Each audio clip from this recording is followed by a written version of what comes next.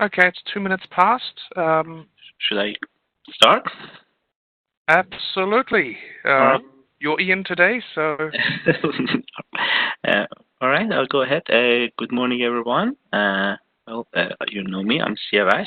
Ian's traveling, so I'm taking over this week's inter introduction slides. So what we're going to do today, we're going to go quickly over a couple of things. Then to get the conversation started, because as Ian has also been saying in the past couple of weeks, we really want to uh, uh, talk. We don't want these to be in such a way that we're just talking to you. We want to get a conversation going, and we really want to start talking about um, your prototypes, any problems you've been having, and if you don't have a technical background, more about how you're setting up your requirements, what are the things you have to look into, um, and starting to kind of choose an advisor that would be most closely related to what you're currently doing with your project. So let's just go over some housekeeping before we start. So, as always, these meetings will be recorded. You can find the links to the YouTube channel on the discussion board and on the WebEx page. Now, for the next 2 weeks, and especially going from week 9 to 12, we don't have that much of a seminar anymore. So, as I said, it's going to be more of a conversation when we expect you to start talking about your prototype, getting advice for us, and that's the whole reason, and that's uh, what I think is unique about the way we're running this course is we want you to take advantage of our knowledge, and we'll do our best to kind of help you out. I'll personally, any questions you have about the physical components, your microcontrollers, your sensors, so the embedded system part of your IoT project, uh, I'd be the best person to ask. We'll have Hannes here with us, so anything to do with AI, and of course David and Valerie. Anything if you had any questions about GPS, uh, finding any global positioning, and Valerie, if you had any questions regarding big data and things like that. And I, me, David, and Valerie, we did attend a 3-day workshop this week uh, for AWS, so Amazon Web Services Cloud Computing. Um, so I might be able to help out if you have some question regarding kind of involving cloud with your project. So uh, let's see. So that's what we're going to be doing for the rest of the remainder of the course. And you also make sure to submit your market research and costing plan. And the details for these deadlines would be posted on the on your course pages. Of course, congratulations on completing your videos. We'll be marking them as soon as we can. If you've posted your videos on WebEx, sorry, on YouTube, we would have commented on under your video. Otherwise, we'll go through them one by one and give you your feedbacks individually.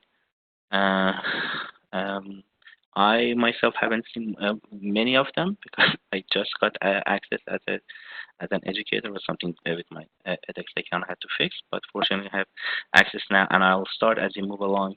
I'll start posting more information through the discussion board about some of the microcontrollers you can use, some of the sensors that could be useful, and so on and so forth. Um, Now, as a reminder, here is the breakdown for the remainder of the course, and these are things you're going to be marked on. And let's move on. Now, as I said, the unique thing we have about this course is the interaction that we're going to have with us, and we really want to encourage you to start talking to us and start not that it's us talking to you or talking at you. So we want to get the conversation going. So that's why for the next remainder of the sessions, so for this session and the one that we're running this week, I'll give a quick talk about sensors and more specifically about IMUs to kind of get the conversation going, and then we'll start talking about those. And for next week's session, so next time that your group has a session, and they will give a quick talk about mapping and spatial sciences in regarding to IoT. So the hope is to kind of start the conversation going, and I don't want them to be like a 30-minute, 40-minute long lecture. It's going to be very brief, and then if there are questions and if there are bits of what we talk about that you feel like you need more information about, we'll go more in depth. So one more bit of information before we actually get to my discussion about the sensors. We're going to run the MOOC for 2 extra weeks. So we finish at week 12 officially, but we run the MOOC for 2 extra weeks to kind of finalize the marking and make sure you achieved what you wanted from the course and give you a bit more of a detailed feedback regarding the information and regarding the project you submitted and possibly where you can take it in the future, what are things you could improve, and especially there were a couple of students who were working specifically with IMU that were interested in kind of taking that further and possibility of publishing a paper. That's what we'll use that extra 2 weeks for. So now I'm gonna stop sharing for a second and open up the notes I had for the IMU stuff.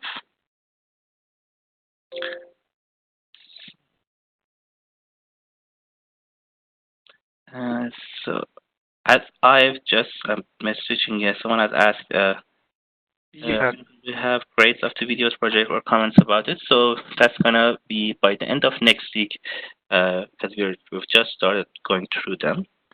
So you're gonna slowly see them posted. But if you haven't received your grades by the end of next week, send us an email and we'll look into it. So I'm gonna share the next set of slides. All right, so we're gonna just, again, this is not an official technical lecture or anything. What I wanted was, and what Ian asked me to do was to have a quick chat about sensors. Some of the information is going to be very basic, especially if you have a technical background, and some of it is going to be new. And keep in mind, it doesn't really matter if you don't have that technical background, because you can take your project rather than it being the building of the prototype. It's going to be the requirements you're setting up and the list of requirements and your design of the project, your IoT project that you're going to be doing. But we thought it would be a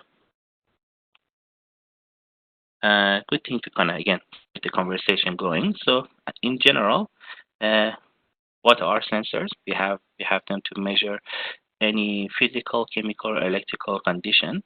And the way, from an embedded system perspective, without having your sensors and microcontrollers connected to the internet to make it an IoT project, you usually have some sort of loop in an application waiting for a change in a physical condition, a change in temperature, a change in pressure, a change in movement. If you're thinking about IMU, so a physical condition happens. So you do something else. A best example of that, let's say we have a pressure control system somewhere. You want it so that if the pressure rises above a certain level, there's going to be a warning light turned on. So that's the basic idea behind sensor. So with that, one of the big generalized categories we can have for sensors are active and passive sensors. And whether sensors are active and passive, it depends on what sort of electrical characteristic they're being it's changing in them, so we can get the actual physical characteristics from them. So what I mean by that is, when you have active sensors, the signals that those sensors provide if they have an estimation between, if there's a change in current or a change in voltage, we calculate that. Then we look into the data sheet of those sensors and we change that current and voltage to an actual real-time physical characteristic, like a temperature, like a pressure. So an example of those is thermocouples, piezoelectrics, and accelerometers. Now, we also have passive sensors. Again, they work in a similar way. The only difference is rather than the sensor, the actual sensors giving you a change in voltage or current, they're going to give you a change in a passive component like resistance and capacitance or inductance. We calculate those changes, and again, we represent those changes in real time physical characteristics like thermoresistors, thermistors, and capacitive human sensors. So to give a quick summary of the things I just talked about, with sensors, there's rarely a case where the information you're reading from the sensor off the bat is going to be temperature itself or pressure itself or any physical real life component. You're going to see a change in an electrical uh, characteristic.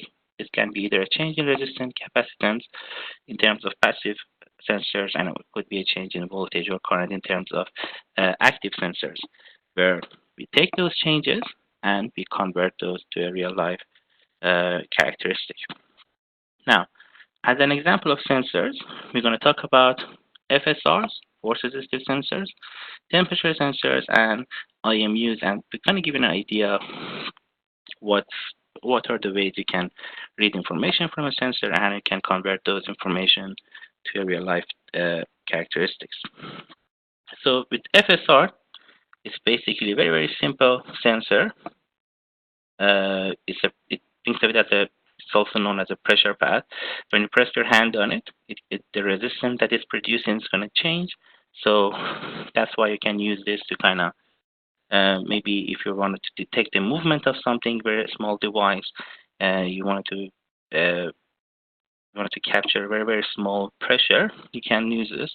You can see the connection you'll have with the FSR and a microcontroller is very simple. You can just put a resistance there and connect it. And I have the Arduino code for it here. As you can see, it's very easy. You're literally reading the information that's coming out of the pin, and you're printing the value that information is reading through your serial monitor as a way of displaying that information. Another type of sensor, a very simple one, very popular sensor for temperature is TMP36. With this one, the value we are reading is a change in voltage.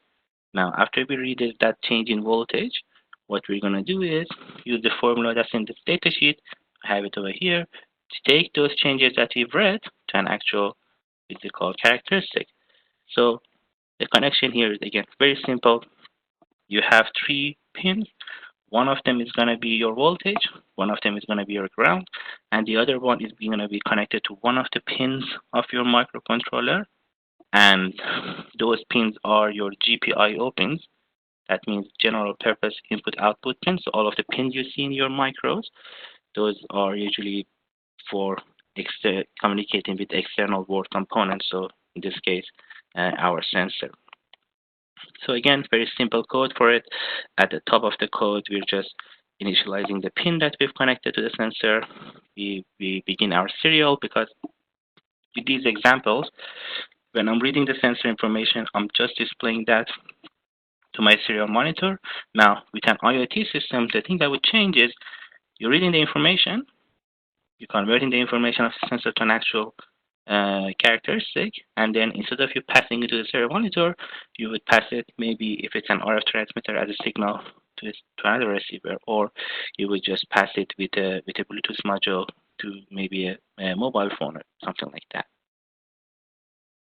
So here we're just reading the information, printing it on the serial monitor, and at the bottom we can see that conversion function being applied here when we're converting that the voltage changes values we're getting from the actual sensor to temperature.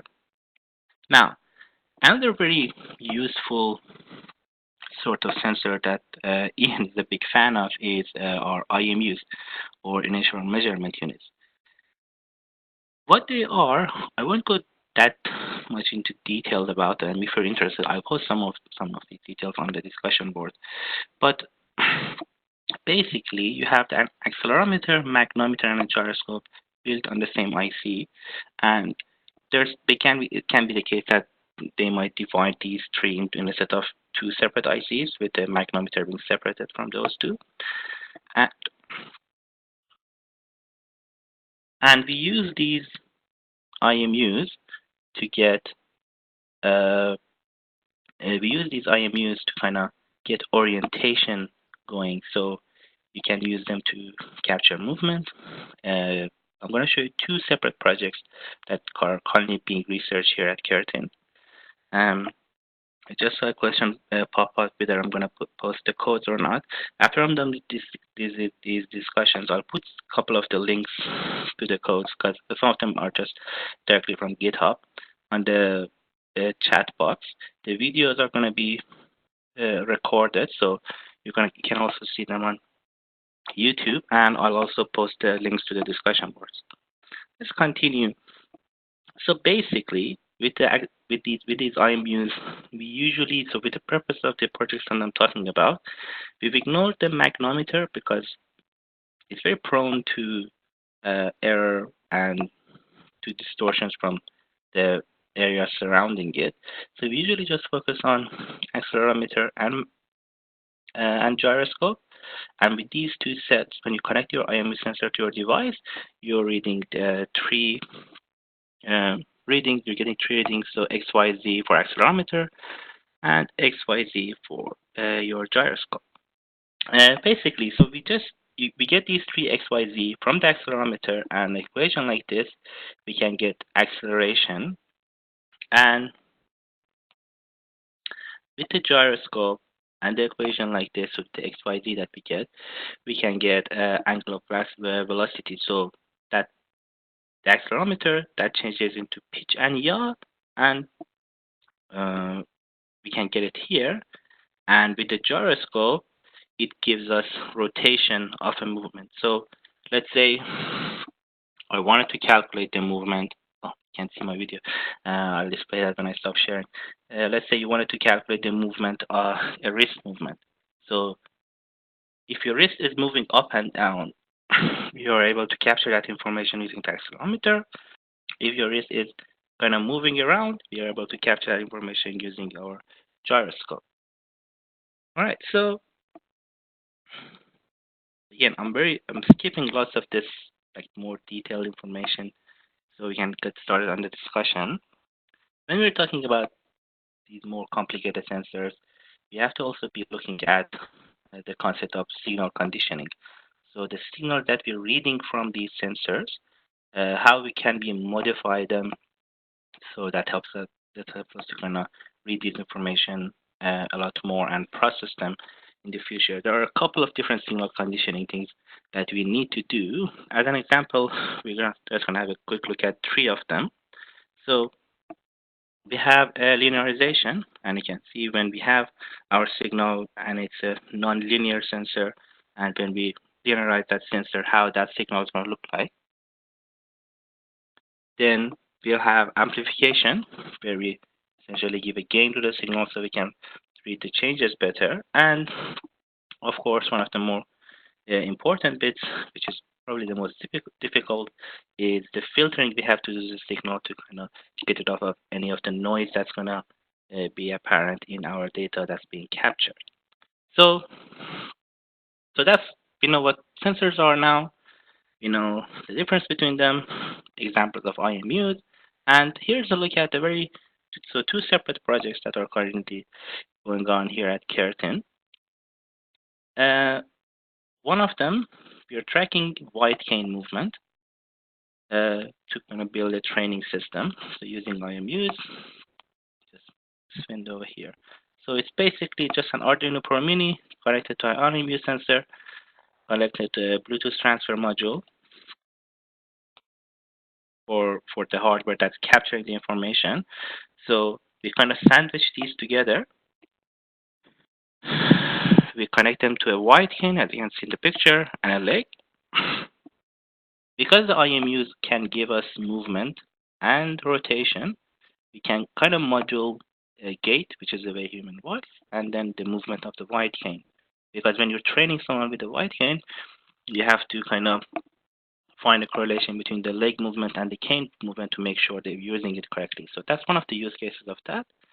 Another one that I'm working on, which is actually being supervised by Hannes, is this small sensor that I'm using. So my aim is to capture the movement of children with cerebral palsy and to find some sort of detection algorithm.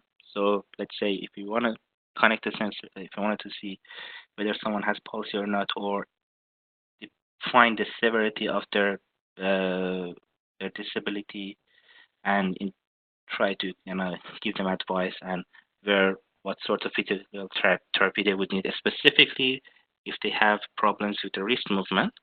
So again, very simple solution, just an IMU. This one's just using a 9150, an Arduino Pro Mini again, and an RF transmitter. And so the way that I'm reading that information is just with a receiver. And this is an example of a prototype. As you can see with the prototype, it's dirty. It's literally sticky taped together. And this is the version that was being used before I kind of took over. And so this would be the next step of where you can take your current prototypes that you're working on. So you you build something like this, and you don't have to build it if you don't want to focus on the more technical aspects of IoT devices. But you first build your device as a proof of concept. Make sure you can capture an information, read that information, transfer that information, and then after you've done that, then you would take that. Okay, now how do I convert this to an actual product? So I have lots of questions in the email about how would you capture an information from an IMU? So this is a very simple setup of it. I just have that receiver connected to my laptop. I have my IMU. As soon as I turn that on, it's gonna start sending information to my receiver. And with my receiver, I'm just using a simple. This is a very simple program. This is just what this program does. It just reads any information that's connected to a serial port of your computer. In our case, it's the USB port, and you can see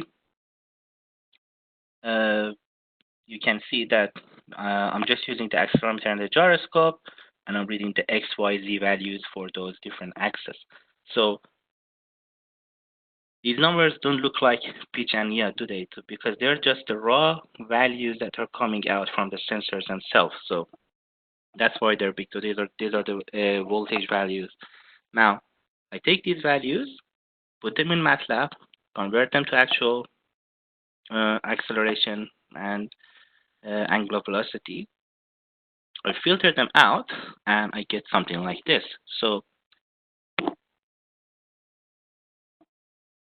we had two sensors.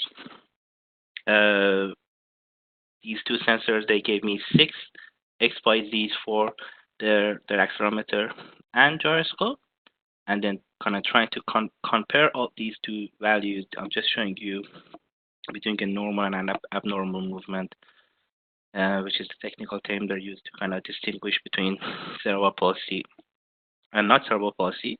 You can see on the left, so the movement was just a stop sign motion with a hand. You can see the maximum angle on the left one. It goes up to 25 degrees because that was a person who had cerebral palsy. That was the maximum range of their movement. On the right, it goes near 80 because they didn't have any movement problem. Now, yes, did you want to mention something? Yes, there's a couple of questions in the chat at the moment. All right, so we're going to finish in probably 2 minutes. Then we'll get to the question. How about? Okay, cool. Thanks. All right, so another interesting one. So this is the same sort of information, but from a commercial sensor. After I'm done with the presentation, I'll show you the sensors. So with this one, they're just capturing the information and instead of using a receiver, they're sending them to a phone app, and it literally spits out a CSV file where you can see the movement. So this is just comparing a rapid hand movement with a fast hand movement, and then looking at the movement with a very uh, a movement with a slower sample rate but slower movement. And so this is where I'm kind of taking this prototype, and this is what comes after you've kind of finishes your project and you wanted to kind of get that idea to an actual product. Is instead of now having three tapes that are being sticky tape together, we're using we're building our own PCB with all of the sensors and microcontrollers embedded on the same chip, and continuing to capture information and so on and so forth. So how about we get to some of the questions if they're related to this. So I'm gonna stop sharing and then I'll show you two of the more commercial devices that are available. Stop sharing. All right, so what were the questions, Hannes? Would you mind? Okay, so the first question is from Varun. He asks, can you give any examples for LoRaWAN with Arduino? LoRa and Arduino. Okay, give me a quick second to find. There was a link. So the best one that we've had success with is this Arduino. What was it? The Dragino something.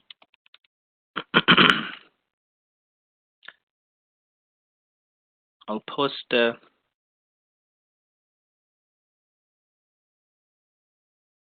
link for it in the chat so everyone can see. So this is one of the development modes that we've had success with. It's a shield for an Arduino, and it has a couple of sensors on it, temperature sensor, humidity, I think, and a GPS module, and it uses LoRa for transmission, and you can just program it through their Arduino programmer. So I take a quick look at this if that's something you're interested in. Another one that could be interesting is how about actually maybe share the screen. So there are cheaper options. So these LoRa ESP32 chips are becoming very popular these days. Let me find a very cheap one on AliExpress. 32.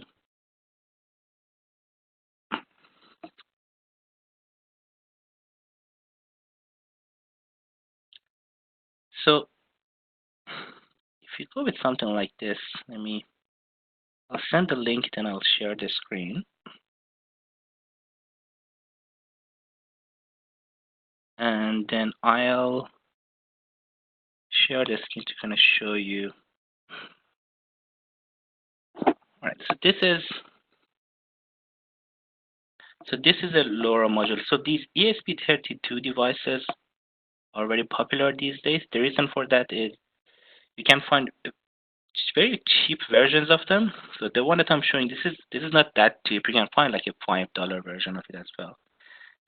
But they're essentially an ESP32 with a LoRa module. And the reason ESP32s are popular these days with IoT devices is they have a built-in Wi-Fi and a Bluetooth chip.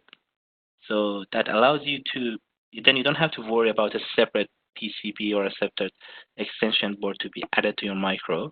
And also with ESP32, even though it's not an Arduino, there is a Arduino core for it. What that means is you can install the libraries for programming the device using your Arduino programmer, and then you can just program it using Arduino's programmer using all of the built-in examples and the libraries that you have access to there. So this could be a good option.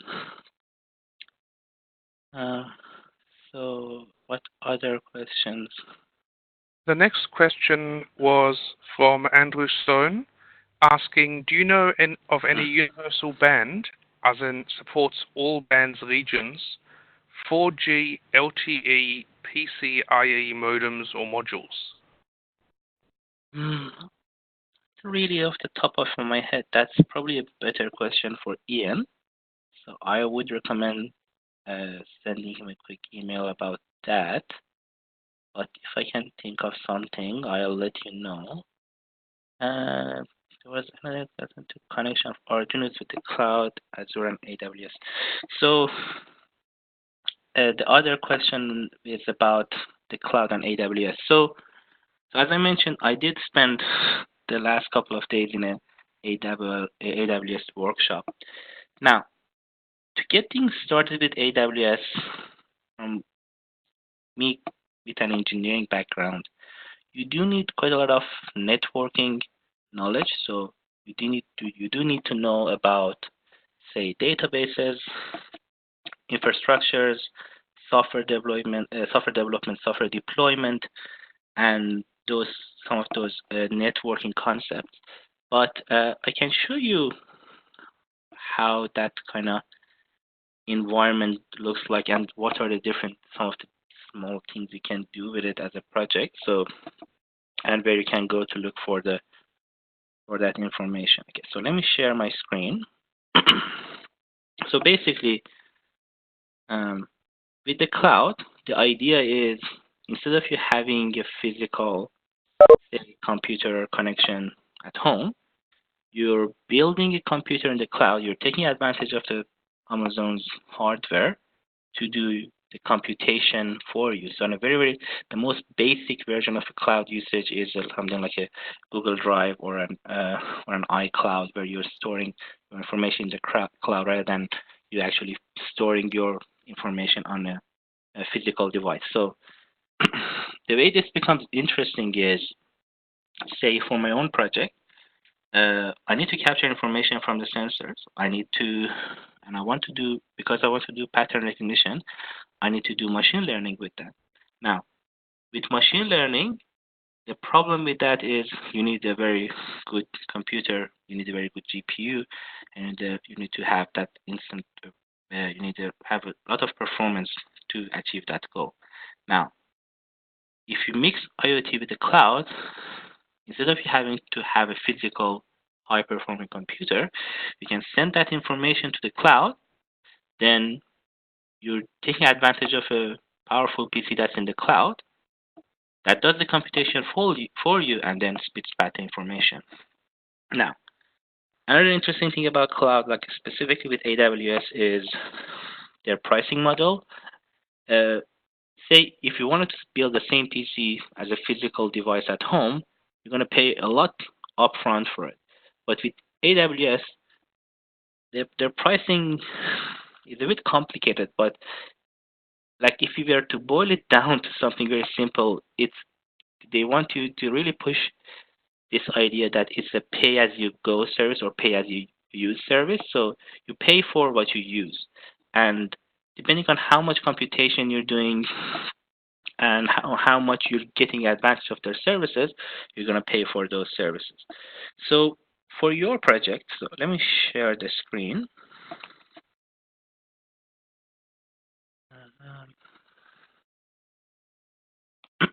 So if you go to the aws.amazon.com, you're going to see this window over here.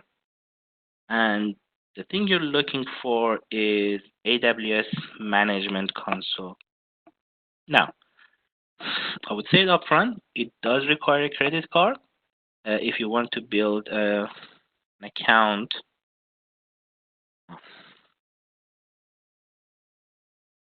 Probably shouldn't have shared the screen. Let me just log in. So what it does, you can sign up for a basic account, but you have to be very careful of which one of the services you're using. But it does require a credit card. So uh, you can sign in without a credit card, but the problem with that is you're very limited in what you do. If you are in if you are studying at the university, you can create an educate account, and with that gives you $75 in credit, and you can use that. So let me bring up the platform. Uh,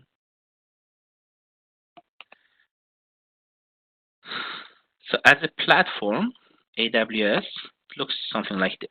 So you have these different services uh, that you have access to.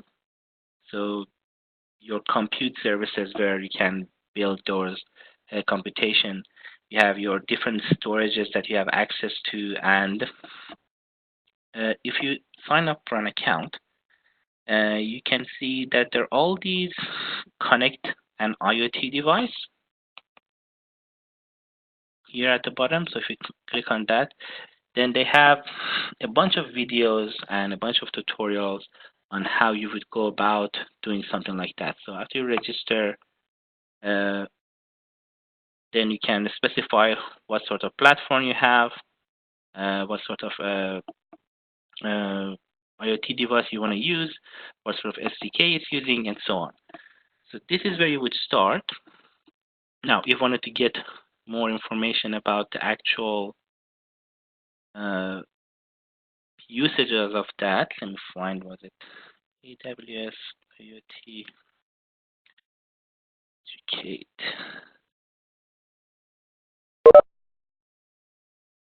So I'll post this information there for you guys. So if you go to this link, the AWS Amazon training that I've just posted, you can find their IoT tags and or machine learning tags to get more information, videos, and how you can get started with something like that. All right, so more The questions. next question is from Adrian. Could an FSR sensor located in the sole of a shoe support a footstep? Yes, that's an interesting question. We actually have someone who's kind of doing that. Yes, it can, but so it can detect steps. But the problem with FSR is they're very sensitive and they're very prone to noise. So yes, when you can detect the movement, but the problem because even if you have a slightest heel on your shoe, uh, and I'm not talking about the women's shoe, just a normal the heel of the shoe itself, like a normal sports shoe, that's going to affect your reading, and you're going to get lots of false triggers. Uh, so what I would say is probably as a prototype idea of okay, I want to build a device that does say heel stump detection. It would work, but then you would be better off getting a more accurate gate representation or the representation with an IMU device, right? Okay. The next question is from Robert. Hmm? I'm looking for documentation on how to send the information of a sensor via Raspberry Pi 3B to Azure SQL database. So that the information that I just looked at, uh, I know about AWS. So if you click on their links that I posted there and click on their IoT devices, uh, they have lots of training for how to do exactly what you're looking at. But again, the thing I would be careful about with cloud is because their model is most of their usage model is more of a pay as you go. So you might end up, if you're not that familiar with the platform, you might end up spending a lot of money like setting up a very big platform that you don't need for your kind of solution. Um, so take a look at those guides. So take a look at the AWS website training that I posted there, and see how you go. I'm not sure about Azure. I would assume they kind of have this similar situation.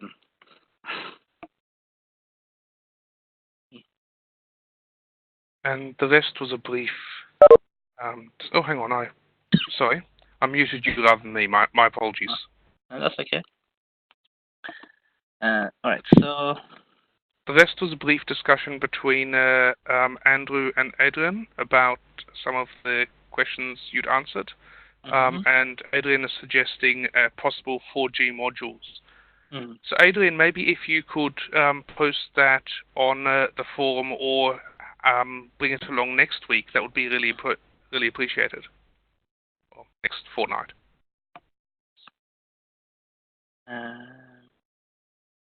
Chinese 4G module. Right. And I'd encourage you, if everyone's interested in maybe talking about what you're currently working on, feel free to jump on the mic or type in the chat.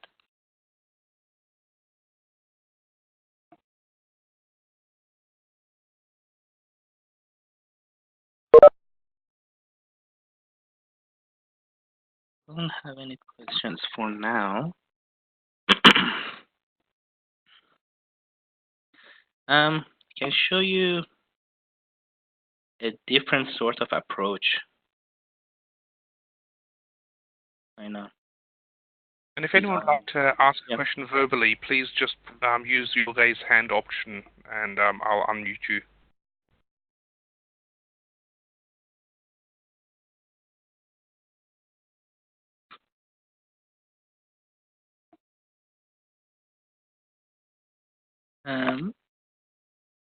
How about I share some more interesting devices while you guys think about questions. So a different approach to kind of designing ideas is, rather than going with some of the devices I talked about, going with these sort of sensor tag development board sort of things. What they are is, like this one is from Texas Instruments. They give you the platform, so they give you the microcontroller with a bunch of sensors on top of it. They usually come with the phone app. So this is the one from TI. It works with a coin cell battery, and it, like this is, sorry, the picture is a bit blurry, but this is sort of the interface you get in the app. Or this one from Nordic Semi.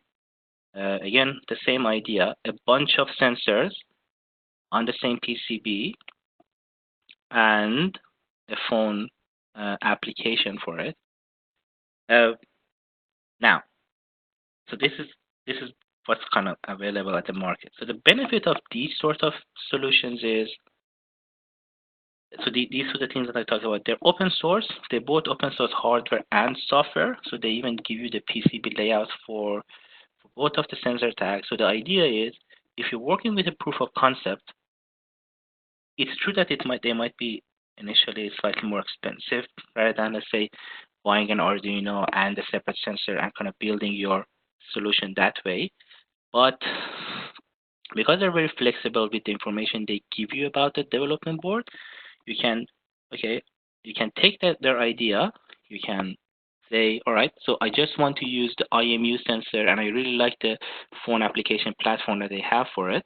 So you go design your own PCB with just the IMU sensor component, or let's say with just the temperature sensor component, and you modify their phone application so that it just captures that temperature, and then you'll have a very small, say, interesting new solution. And you have, I think you can get something going on probably faster, depending on how complicated your project ends up being. I have a couple of these kind of commercial ones here. So this is the Nordic Semi one. This is kind of like versus the back of my hands. Again, it's fairly big. So that's the sensor itself. So, and then there is this tiny one. This is from Ambient Lab. This is their IMU sensor tag. Again, versus the back of my hand, you can see it's tiny, so it's pretty much what I look for my project. The problem with this is you don't have access to the raw voltage, current, capacitance information here. So you're getting the converted values of here. So it might sound good that it's getting me an actual conversion. I don't need to worry about the raw values. But the thing is, you don't know what conversion algorithm they're using to get the information out of this. And so that's why if we want to do any of those more finer processing, we do need that information. So there's also this one. This is the TI one. Comes with this nice little package.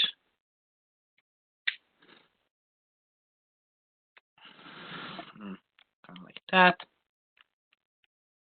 And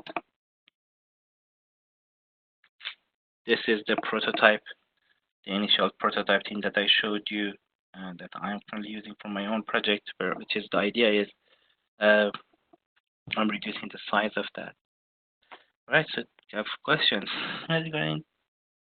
live data monitoring on mobile applications, like instead of having all the data, we trigger something like an app to Arduino.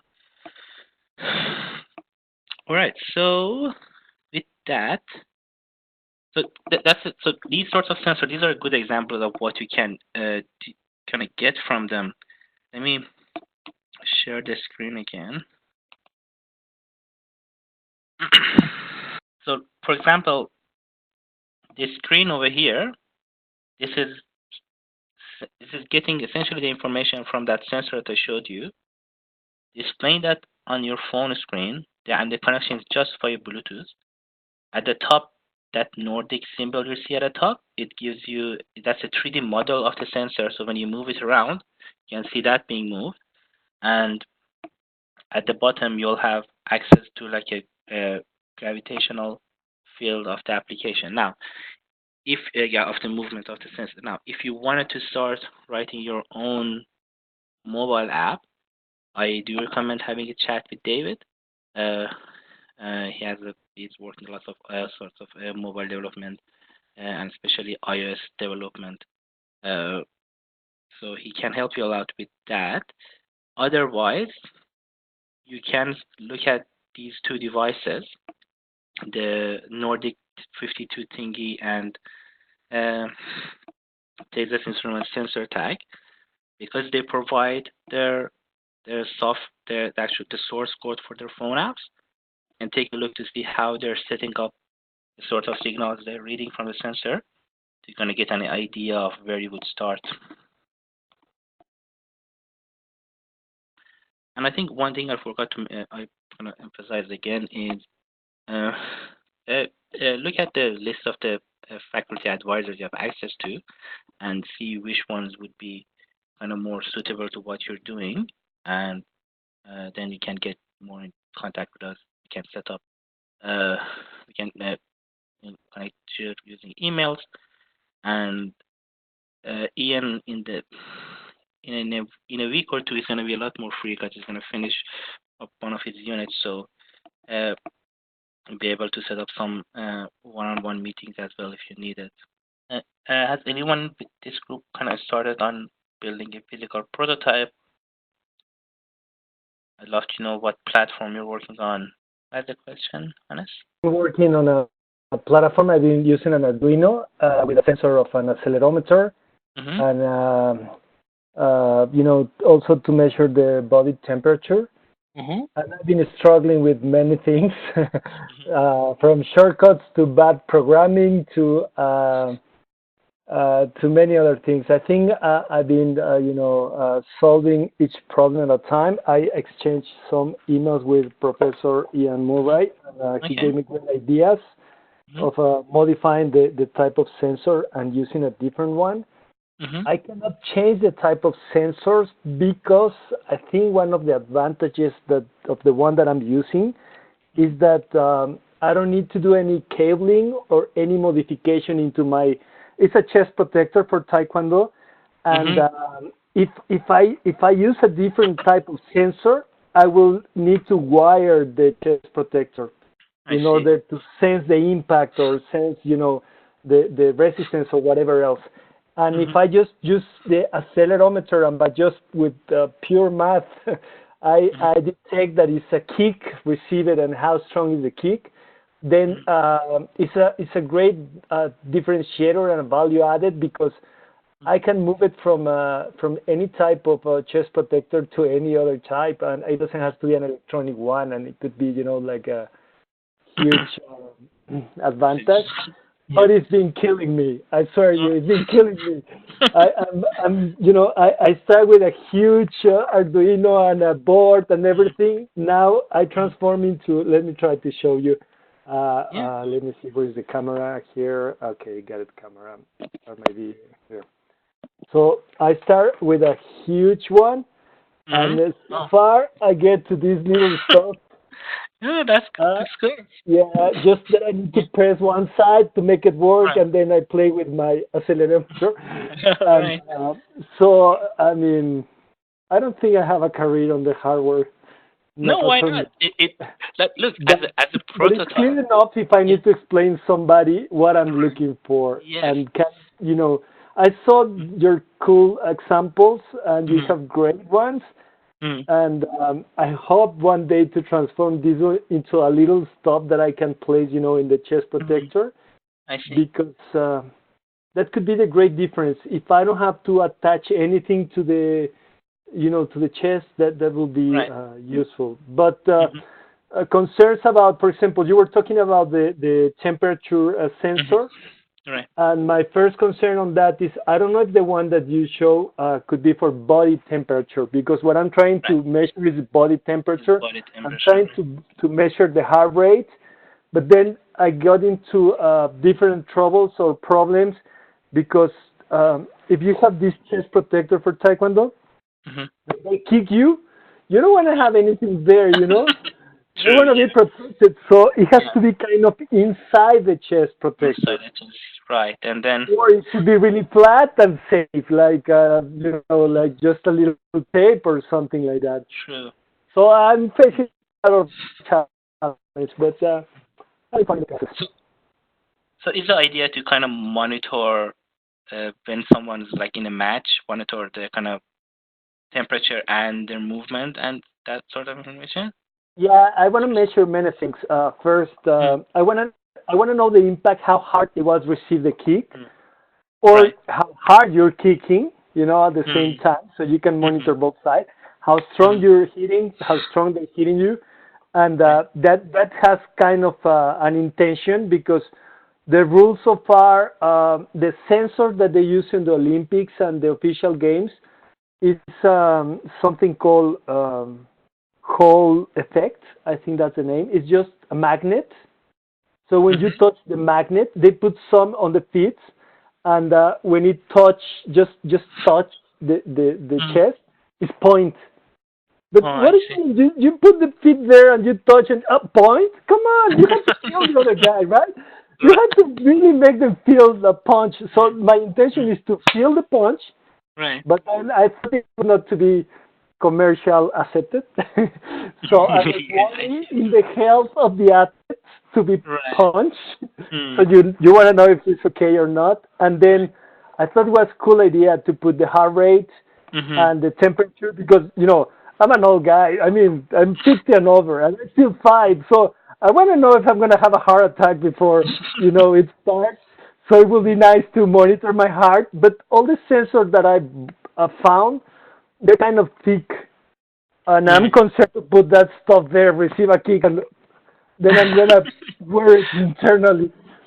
True. Well, there are like some of the ideas, so some of the things you are thinking of, possibly maybe monitoring, like with lots of them you can do with a Fitbit, right? So with those heartbeat monitors, like one of those wearable devices, and because you're interested in kind of developing your own ideas and your project expanding on that, there are lots of like those sort of sensor tags that I was talking about, because they come as development boards.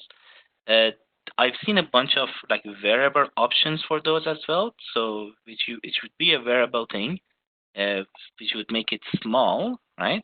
But then because it's offered as a development board, you can kind of work on it and modify the code. It was ambient lab something wearable. Yeah, but you know what? I think Yeah. if just imagine this stuff Mhm. just like a real PCB already complete, Right. right? You're Mhm. gonna place it somewhere on the back, and it can be Mhm. touching the skin here, True. good enough to get the temperature. I mean, it's not the same temperature as here on the chest, Of but course. it's Yeah. pretty accurate. If Mhm. there's something wrong, and I don't know if there's any way to get from this part the heart rate. I don't Um, know. I well, need to figure it out. yeah, you can probably like think of it as like a distributed thing where you have, let's say, like a wrist sensor that's doing the heart rate and something small connected to the back of the head. You're not allowed to use anything on the hands. And so that's the It's main not thing. legal because you can hurt the other people or you can hurt yourself. Okay, I So the sensor here is accepted because see. it's kind of hidden, and this is a zone that normally you don't hit there because there's no point in Okay. there. So that's why it's kind of protected, but Mhm. yeah, that's kind of the Uh, constraints. all right. Thank you for that. Thanks for Thanks to you. getting them and good luck. So we are over time. I'll answer these last questions, and then if you have more questions, I encourage you to just send me an email. All right. So any data regarding live monitoring, talked about that. About that specific platform, no, unfortunately, I don't have any experience with that, but Ian might because he if it has to do anything to do with microcontrollers and sensors and that aspects of it, I'd be the guy to ask. But uh, specifically IoT platform, I think Ian would be a better person to ask. So I'd say send him an email, see how things go. Right. So I think our time's up. I really like the where the discussion went, and thank you everyone for participating. And hopefully, the next time we can get more of a discussion going on, even more, and we can talk about more of these sort of devices and more on what you're working on. All right. Thank you, Hannes. I think the recording being recorded.